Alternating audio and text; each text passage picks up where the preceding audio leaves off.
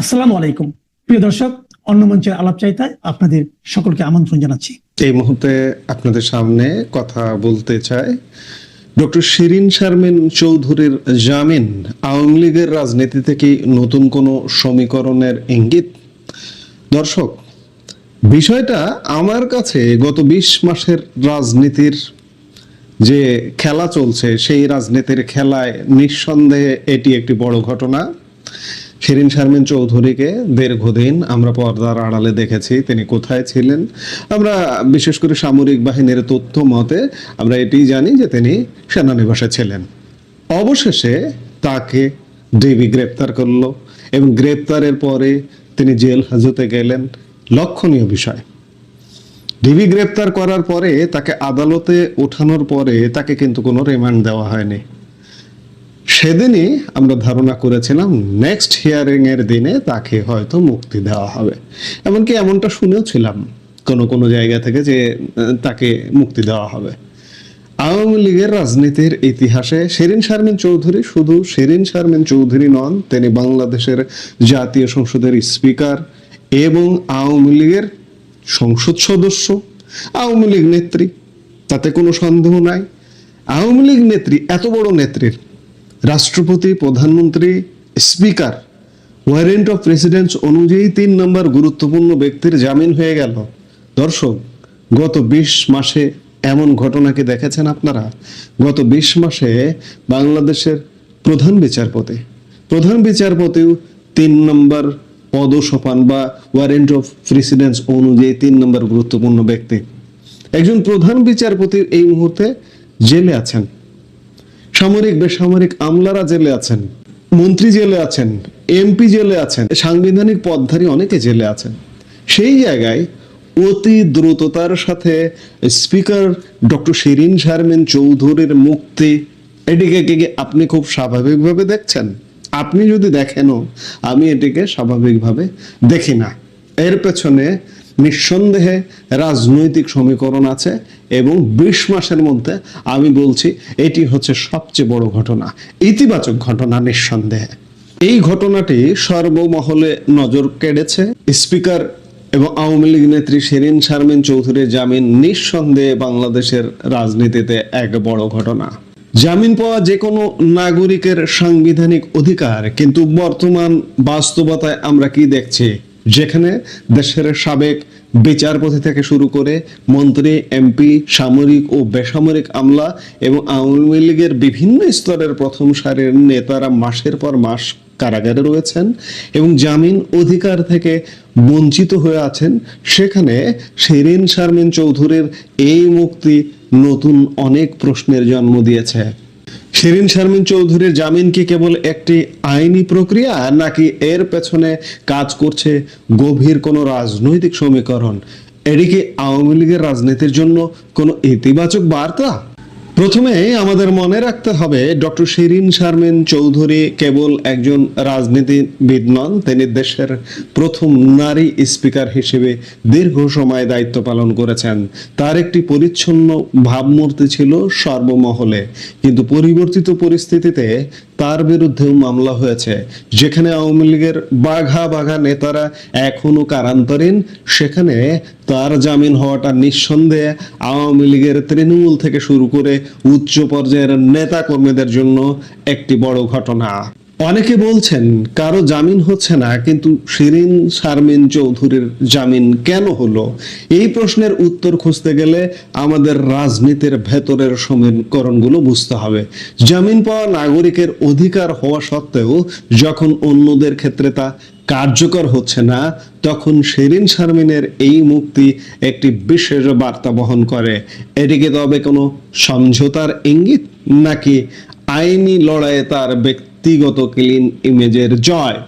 Clean ইমেজের আরো মানুষ জেলে বন্দী আছেন, আমি খানিক আগে বললাম, কিন্তু তাদের জামিন হচ্ছে না। আমি এটাকে বলতে চাই সমঝোতার ইঙ্গিত। রাজনীতি সমঝোতা করতে চাইছে এবং এটিকে বাংলাদেশে যে ইনক্লুসিভ শব্দটা আমরা শুনছি, ইনক্লুসিভ ইলেকশন, ইনক্লুসিভ পলিটিক্স, এই ইনক্লুসিভের একটি যাত্রা শুরু বলতে পারেন। আসুন দেখি এই জামিনের পেছনে রাজনীতিতে কি কি সমীকরণ কাজ করছে।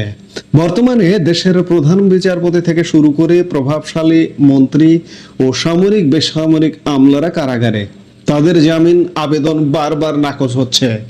এই অবস্থায় শিরীন শারমিন চৌধুরীর জামিন আওয়ামী লীগের রাজনীতির জন্য একটি ইতিবাচক বার্তা হিসেবে দেখা দিচ্ছে।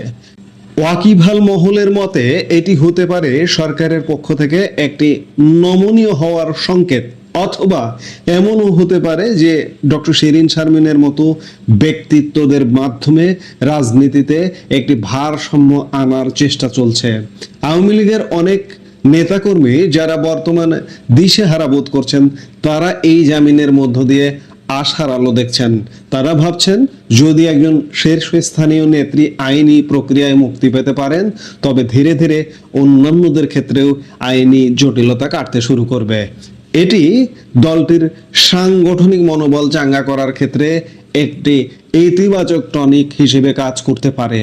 কিন্তু প্রশ্ন থেকেই যায়, এই মুক্তি কি কেবল আইনি, নাকি এর পেছনে পর্দার আড়ালে কোনো রাজনৈতিক বোঝাপড়া আছে? ডক্টর শিরীন শারমিন চৌধুরীর জামিন আওয়ামী লীগের রাজনীতিতে ইতিবাচক বার্তা, এই শিরোনামটি এখন টক অব দ্য কান্ট্রি।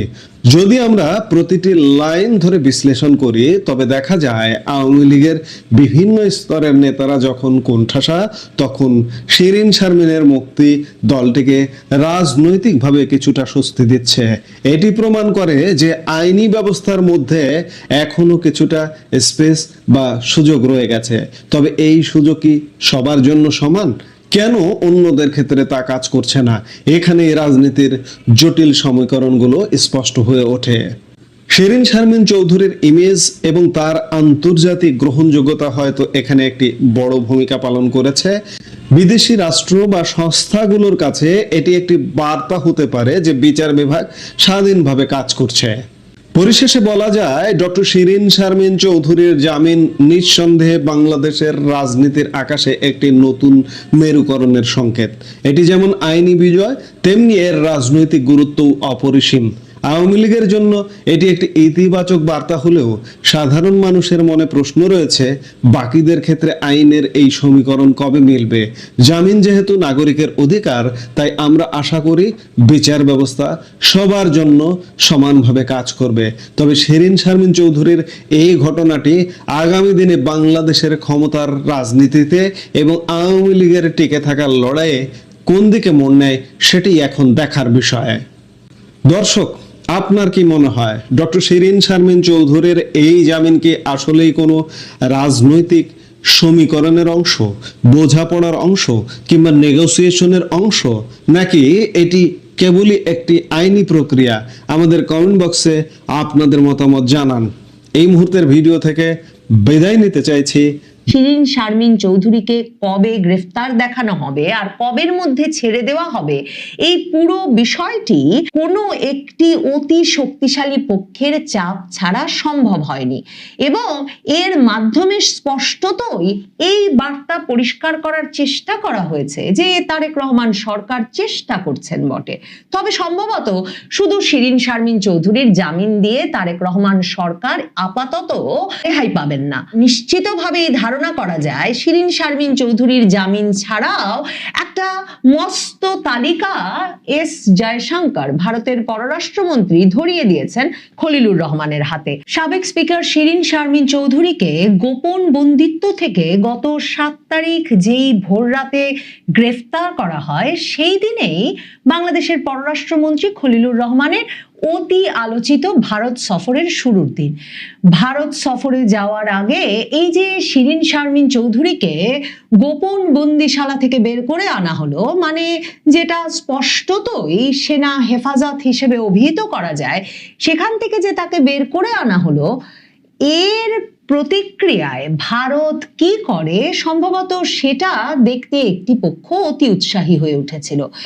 পররাষ্ট্রমন্ত্রী খলিলুর রহমান যখন ভারত গেছেন, তখন একদিকে যেমন সাবেক স্পিকার শিরীন শারমিন চৌধুরীকে সবে গ্রেফতার করা হয়েছে, মানসিক শারীরিকভাবে একেবারে বিপর্যস্ত অবস্থায় দীর্ঘ সেনা হেফাজতের পর, ঠিক তেমনি এরই মধ্যে অন্তর্বর্তীকালীন ইউনূস সরকারের দেওয়া অধ্যাদেশ মোতাবেক আইন পাশ করে প্রধানমন্ত্রী তারেক রহমানের দল আওয়ামী লীগের রাজনৈতিক কার্যক্রম নিষিদ্ধ করে রাখার আইন পাশ করে ফেলেছেন। কাজেই বিস্ময় এবং নানা রকম প্রতিক্রিয়া দেখানোর সুযোগ নানা দিক থেকেই ছিল।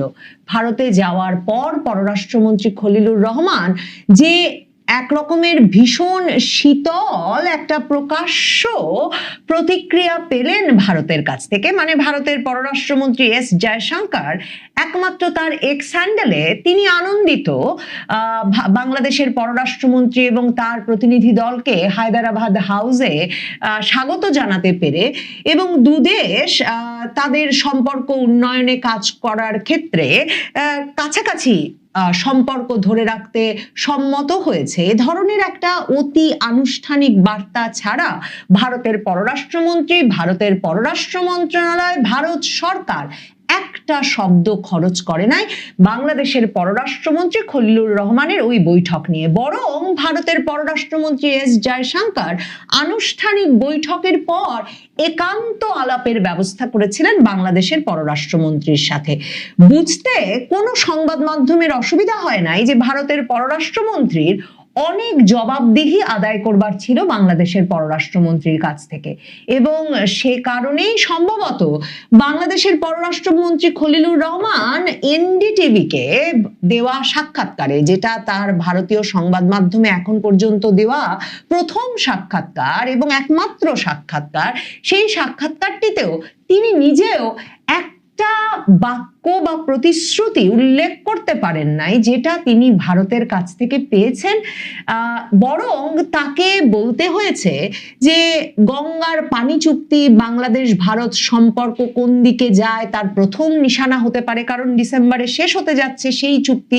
সেখানে ভারত ড্রাইভিং সিটে, চালকের আসনে বাংলাদেশকে পানি ছাড়বে কি ছাড়বে না, কতদিনে ছাড়বে, ডিসেম্বর থেকে কি বন্ধ করে দিবে শুষ্ক মৌসুমে, তারপর ছাড়বে কিনা, এসব নিয়ে শঙ্কা। ভারতকে আন্তর্জাতিক আইন মেনে তাদের প্রতিশ্রুতি, তাদের অঙ্গীকার প্রতিবেশী সুলভ ভালো মানুষই দেখিয়ে বাংলাদেশের সঙ্গে রক্ষা করবে কিনা সে কথা। এমনকি খলিলুর রহমান এনডিটিভির সঙ্গে সাক্ষাৎকারে বর্তমানের জ্বালানি নিরাপত্তা নিয়েও তুলেছেন, কারণ ইরান যুদ্ধের মধ্যে বাংলাদেশে যে সংকট এবং শঙ্কা তৈরি হয়েছে, ব্যাপক জ্বালানি সংকট দেখা যাওয়ার, বিশেষ করে ডিজেল সংকট হলে কৃষি জমিতে সেচ বন্ধ হবে এবং তাতে খাদ্য নিরাপত্তায় টান পড়বে গিয়ে বাংলাদেশে শেষ পর্যন্ত। সেই পরিস্থিতিতে তিনি এটাও বলেছেন দুদেশের মধ্যকার প্রতিবেশী সুলভ জ্বালানি নিরাপত্তার বিষয়টি যাতে বিবেচনায় থাকে, এক দেশ যাতে আরেক দেশের পাশে দাঁড়ায়, সেসব হবে ভারত বাংলাদেশ সম্পর্কের প্রথম নিশানা। মানে ওই যে জ্বালানি নিরাপত্তার ক্ষেত্রে এক দেশ আরেক দেশের পাশে দাঁড়ানোর ক্ষেত্রেও ভারত চালকের আসনে, বাংলাদেশের তো আর ভারতের পাশে দাঁড়ানোর এক্ষেত্রেও উপায় নাই।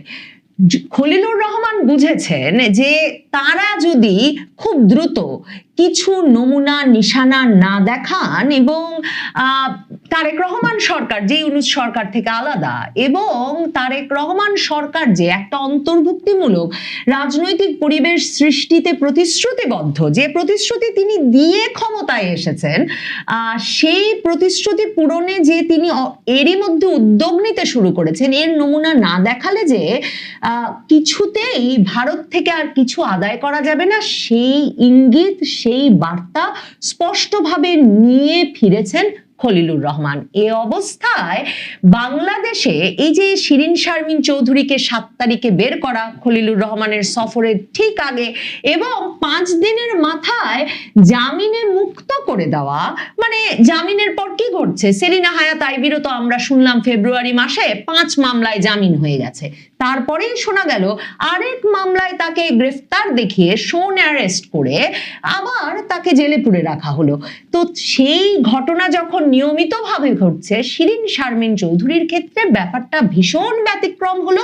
তিনি দুপুরে জামিন পাওয়ার পর সন্ধ্যাবেলাতেই কাশিমপুর কারাগার থেকে মুক্ত হয়ে যেতে পারলেন। এমন ঘটনা ঘটেছিল আর একজন মাত্র আওয়ামী লীগ নেতার ক্ষেত্রে। তিনি অবশ্য শিরিন শারমিন চৌধুরীর চেয়েও অনেক দ্রুতগতিতে মুক্তি পেয়েছিলেন। তাকে কোনো সেনা হেফাজতে বা কোনো বন্দিশালায় বন্দি থাকতে হয় নাই 1.5 বছরের বেশি সময় ধরে। সেই সাবের হোসেন চৌধুরীকে, আওয়ামী লীগ নেতা সাবেক মন্ত্রী সাবের হোসেন চৌধুরীকে মুক্ত করে দেওয়া হয়েছিল 2 দিনের মধ্যে। এরপর থেকে তিনি জামিনে মুক্ত অবস্থায় আছেন। এই শিরিন শারমিন চৌধুরী এবং সাবের হোসেন চৌধুরীকে নিয়ে কথা চলছে কিন্তু সেই 2024-এর আগস্টের পর থেকেই। বিশেষ করে যখন সাবের হোসেন চৌধুরীকে 2024-এর অক্টোবরে একবার ধরে 2 দিনের বেশি বাংলাদেশের ইউনূস সরকার আটকে রাখতে পারলো না, তখন একরকমের জল্পনা শুরু হয়েছিল। এরপর সেই আলাপ ভীষণ জমজমাট হয়ে উঠেছিল যখন হাসনাত আব্দুল্লাহ 2025-এর মার্চে ফেসবুক স্ট্যাটাস দিয়ে এক বোমা বিস্ফোরণ ঘটালেন যে তাকে এবং সার্জিসকে নাকি সেনাপ্রধান ওয়াকারুজ্জামান সেনা সদরে ডেকে নিয়ে রিফাইন্ড আওয়ামী লীগকে মেনে নেওয়ার প্রস্তাব দিয়েছেন এবং বলেছেন যে সাবের হোসেন চৌধুরী, শিরিন শারমিন চৌধুরী, শেখ তাপস এদের মাধ্যমে এমন একটা রিফাইন্ড আওয়ামী লীগ গড়ে তোলা হবে যাদেরকে নির্বাচনে অংশগ্রহণ করতে দিতে রাজি হতে হবে হাসনাত আব্দুল্লাহদের। হাসনাত আব্দুল্লাহ যেই পরিকল্পনাটিকে ভারতের পরিকল্পনা হিসেবে অভিহিত করেছিলেন তার ফেসবুক স্ট্যাটাসে, ওয়াকারুজ্জামান সেই প্রস্তাবে নাকি বলেছিলেন যে এই 3 জনে মিলে নতুন আওয়ামী লীগ গড়ে তুলবেন। তারা খুব দ্রুত শেখ পরিবারের নানা রকম অপরাধের জন্য ক্ষমা চাইবেন। তারা শেখ হাসিনার নেতৃত্বের বাইরে গিয়ে আওয়ামী লীগ পুনর্গঠনের কথা বলবেন এবং বঙ্গবন্ধুর রাজনীতি করবার প্রতিশ্রুতি দেবেন। তখন থেকে এই আলোচনাটা তুঙ্গে উঠেছিল যে আসলে রিফাইন্ড আওয়ামী লীগের নামে শেখ হাসিনাকে মাইনাস করে একটা নতুন আওয়ামী লীগ গঠনের প্রচেষ্টাটা সেনাবাহিনীর ভেতরে কোনো আরো গুরুত্বপূর্ণ বহিঃশক্তি কিংবা আরো শক্তিশালী কোনো পক্ষের চাপে সেই উদ্যোগটি ভীষণ সক্রিয় আছে। সেনাপ্রধান ওয়াকারুজ্জামান রিফাইন্ড আওয়ামী লীগের প্রস্তাব দিয়েছিলেন, সে কথা কিন্তু সে সময় অস্বীকারও করেন নাই। এই ঘটনার পর থেকেই সাবের হোসেন চৌধুরী, শিরিন শারমিন চৌধুরী যেহেতু গোপনেই ছিলেন, কোথায় ছিলেন তারা সেই ক্ষেত্রে কাজ করছেন কিনা, তাদের পেছনে শেখ হাসিনার আশীর্বাদ আছে কিনা, সব নিয়ে সংবাদ মাধ্যমগুলোতে মানুষের মনে কৌতূহল এবং জল্পনা অব্যাহত ছিল। এরপর 2025-এর অক্টোবরে এসে সাবের হোসেন চৌধুরীর বাড়িতে গিয়ে উপস্থিত হন 3 নর্ডিক দেশের রাষ্ট্রদূত। নরওয়ে, সুইডেন এবং ডেনমার্কের 3 রাষ্ট্রদূত এক গাড়িতে করে সাবের হোসেন চৌধুরীর বাসায় উপস্থিত হয়ে 2 ঘন্টার বেশি বৈঠক করেন এবং এমন ভাবে সে খবর ফাঁস হয়ে যায়, বুঝতে বাকি থাকে না যে ওই প্রভাবশালী রাষ্ট্রদূতেরা নিজেরাই চেয়েছেন যে তাদের এই বৈঠকের খবর ফাঁস হোক। নির্বাচনের তফসিল ঘোষণার আগে বা দেশ যখন একটা নির্বাচনের দিকে যাচ্ছে বলে ধারণা করা হচ্ছে, তখন ইউরোপের 3 দেশের রাষ্ট্রদূতদের সাবের হোসেন চৌধুরীর বাসায় গিয়ে উপস্থিত হওয়া ব্যাপক আশাবাদের জন্ম দিয়েছিল যে সত্যি সাবের হোসেন চৌধুরীর নেতৃত্বে একটা আওয়ামী লীগকে নির্বাচনে অংশগ্রহণের সুযোগ করে দেওয়া হয় কিনা। তার চেয়েও বেশি আওয়ামী লীগ সমর্থকদের মনে এই প্রশ্ন ছিল যে সাবের হোসেন চৌধুরী যদি দল পুনর্গঠন করেন, তার পেছনে আওয়ামী লীগ সভানেত্রী শেখ হাসিনার সমর্থন, আশীর্বাদ থাকছে কিনা, আর যদি না থাকে তাহলে সে আওয়ামী লীগকে কেউ মেনে নেবে কিনা। এই অবস্থায় এই যে শিরিন শারমিন চৌধুরীকে গ্রেফতার করা হলো, তারপর খলিলুর রহমান ভারত ঘুরে এলেন, ভারতে একেবারেই উষ্ণ কোনো অভ্যর্থনা পেলেন না। যেই ভারতে সংবাদ মাধ্যম গত কয়েক মাস ধরে উন্মুখ হয়েছিল এই পররাষ্ট্রমন্ত্রীর সফরটি নিয়ে ব্যাপক আশাবাদের আলাপ সংবাদ মাধ্যমে করতে, বিশেষ করে যখন মোদী সরকারের উচ্চ পর্যায়ের নেতারা গত কয়েক মাস ধরে তারেক রহমানের বিষয়ে, তারেক রহমান সরকারের বিষয়ে ব্যাপক উৎসাহ দেখাচ্ছিলেন, তখন এই যে খলিলুর রহমানের সফরটার বিষয়ে ভারত সরকারের একেবারে আপাত নির্লিপ্ততা এবং একেবারে উচ্ছ্বাস না দেখানো, সেটা সম্ভবত এই ইঙ্গিত স্পষ্ট করেছে যে শিরিন শারমিন চৌধুরীর জামিনের মতো আরো অনেক কিছু করে দেখাতে হবে তারেক রহমান সরকারকে ভারত সরকারের কাছ থেকে কোনো রকম আর উষ্ণতার ইঙ্গিত পেতে। এবং সম্ভবত এই যে শিরিন শারমিন চৌধুরীকে কখন বের করা হবে, কখন জামিন দেওয়া হবে, কে বলতে পারে? তারেক রহমান ক্ষমতায় এসেই ওয়াকারুজ্জামানের পরামর্শে সেনাবাহিনীটাকে যেভাবে সাজিয়েছেন, তার বিশ্বস্ত ওয়াকারুজ্জামানকে বহাল রেখে আর অন্যান্য বিভিন্ন ব্যক্তিবর্গের গুরুত্বপূর্ণ পদে রদবদল ঘটিয়ে সেখানে সামরিক গোয়েন্দা শাখার প্রধান পদে তিনি একজনকে কিন্তু মেজর জেনারেল পদে পদোন্নতি দিয়ে বসিয়েছেন এবং বসিয়েই ভারত পাঠিয়েছিলেন। এখন সেই ডিজিএফআই প্রধান ভারতে যাওয়ার পর যখন প্রধান ভারতের সামরিক গোয়েন্দা বাহিনীর প্রধানের সঙ্গে সাক্ষাৎ হয়েছিল, তখন তারাই তাকে এই পুরো নাটকটা সাজিয়ে রাখার পরামর্শ দিয়ে রেখেছিল কিনা সেটাই বা কে বলতে পারে। তবে এ বিষয়ে কোনো সন্দেহ থাকে না যে শিরিন শারমিন চৌধুরীকে কবে গ্রেফতার দেখানো হবে আর কবের মধ্যে ছেড়ে দেওয়া হবে, এই পুরো বিষয়টি কোনো একটি অতি শক্তিশালী পক্ষের চাপ ছাড়া সম্ভব হয়নি। এবং এর মাধ্যমে স্পষ্টতই এই বার্তা পরিষ্কার করার চেষ্টা করা হয়েছে যে তারেক রহমান সরকার চেষ্টা করছেন বটে, তবে সম্ভবত শুধু শিরিন শারমিন চৌধুরীর জামিন দিয়ে তারেক রহমান সরকার আপাতত রেহাই পাবেন না। নিশ্চিতভাবেই ধারণা করা যায় শিরিন শারমিন চৌধুরীর জামিন ছাড়াও একটা মস্ত তালিকা এস জয়শঙ্কর ভারতের পররাষ্ট্রমন্ত্রী ধরিয়ে দিয়েছেন খলিলুর রহমানের হাতে। আর ভারতের নিরাপত্তা উপদেষ্টা অজিত দোভালের ধরিয়ে দেওয়া তালিকার ফিরিস্তি তো খলিলুর রহমানের কাছে সেই 2025-এর নভেম্বর থেকেই আছে। কাজেই এখন তারেক রহমান, খলিলুর রহমান, তারেক রহমান সরকারকে একটা একটা করে সেই টিক চিহ্ন দিয়ে সেই তালিকা অনুযায়ী কাজগুলো করে দেখাতে হবে, ওই যে গঙ্গার পানি পেতে এবং জ্বালানি নিরাপত্তা রক্ষা করতে। তবে সেনা সদরের ভেতর থেকে রিফাইন্ড আওয়ামী লীগ গঠনের প্রচেষ্টা সফল হবে কিনা সেটা দেখার জন্য অপেক্ষা করতে হবে। বাংলাদেশের ইতিহাস বলে যে সেনা বাহিনীর কুয়ের মাধ্যমে সেনা নেতৃত্ব নতুন রাজনৈতিক দল গঠন করে ফেলেছেন বটে, ক্ষমতা দখল করে। প্রেসিডেন্ট জিয়া বিএনপি গঠন করেছেন, প্রেসিডেন্ট এরশাদ জাতীয় পার্টি গঠন করেছেন, কিন্তু সেনাবাহিনীর ভেতরে পর্দার আড়াল থেকে নতুন দল গঠনের কোনো প্রচেষ্টা আজ পর্যন্ত সফল হয়নি। 2007 সালের 1-11 সরকারের সময় তো ব্যাপক প্রচেষ্টা হয়েছিল নয়া বিএনপি, নয়া আওয়ামী লীগ গঠনের। আর ওই শেখ হাসিনাকে বাদ দিয়ে আওয়ামী লীগ, খালেদা জিয়াকে বাদ দিয়ে বিএনপি, এর যে প্রচেষ্টা বাংলাদেশের সুশীল সমাজ এবং সেনা নেতৃত্বের এবং বাংলাদেশের রাজনীতি নিয়ন্ত্রণকারী পশ্চিমা শক্তি, সেই প্রচেষ্টাটা কিন্তু বরাবরই বাংলাদেশে ভেস্তে গেছে। আপাতত শিরিন শারমিন চৌধুরীর জামিনের বিষয়টিকে একটা গুরুত্বপূর্ণ বার্তা হিসেবে দেখা যেতে পারে এবং অপেক্ষা করা যেতে পারে এস জয়শঙ্কর ভারতের পক্ষ থেকে আর তালিকায় কার কার নাম খলিলুর রহমানের হাতে ধরিয়ে দিয়েছেন সেই বিষয়টা দেখবার জন্যে।